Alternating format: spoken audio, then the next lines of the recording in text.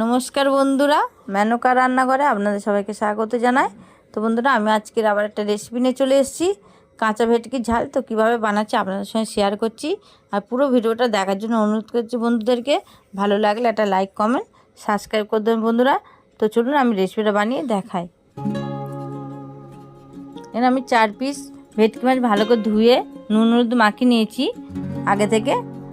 এখানে কড়াই তেল দিয়ে দিলাম, কালো জিরে ফোড়ন দিয়ে দিলাম একটু, আর এর মধ্যে কাজু আর পোস্ত, কাঁচা লঙ্কা, আমি এটা সর্ষে বেটে নিয়েছিলাম, কালো সর্ষে সাদা সর্ষে একসঙ্গে বেটে নিয়েছিলাম, এই পেস্টটা করে নিয়েছি। এটা খেতে দুর্দান্ত লাগে আর এত সুন্দর হয়েছে খেতে, আপনাদের মনে হবে যে এটা বারবার করে খাই। খুব সুন্দর হয়েছিল খেতে ভেটকি মাছটা এইভাবে বানালে।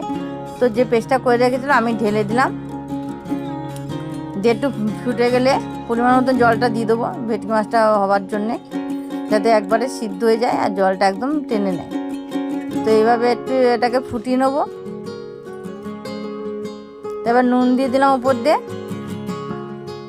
আর হলুদ গুঁড়ো দিয়ে দিলাম, একটু কাশ্মীর লঙ্কার গুঁড়ো দিয়ে দিলাম ঝালের জন্যে, দিয়ে ভালো করে ফাটিয়ে এমনি নাড়িয়ে চাড়িয়ে এবার এটাকে একটু ফুটিয়ে নেবো। তো দেখুন তরকারিটা ঝোলটা ফুটে এসছে, আমি এবার মাছগুলোকে দিয়ে দিচ্ছি।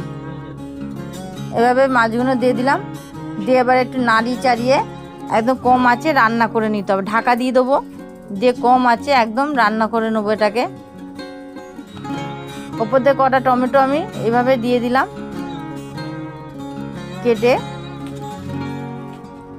দিয়ে এবার ঢাকা দিয়ে দেবো, দিয়ে এবার আমি এটাকে রান্না করে নেবো। তো দেখুন একদম জল কমে গেছে, নামিয়ে নিয়েছি। তো ওপর দিয়ে একটু সর্ষের তেল ছড়িয়ে আমি নামিয়ে নিচ্ছি এটাকে। গরম গরম ভাতে একদম দুর্দান্ত লাগবে। তো দেখুন কালারটাও খুব সুন্দর হয়েছে, দেখতেও ভালো হয়েছে, খেতে দুর্দান্ত হয়েছিল বন্ধুরা।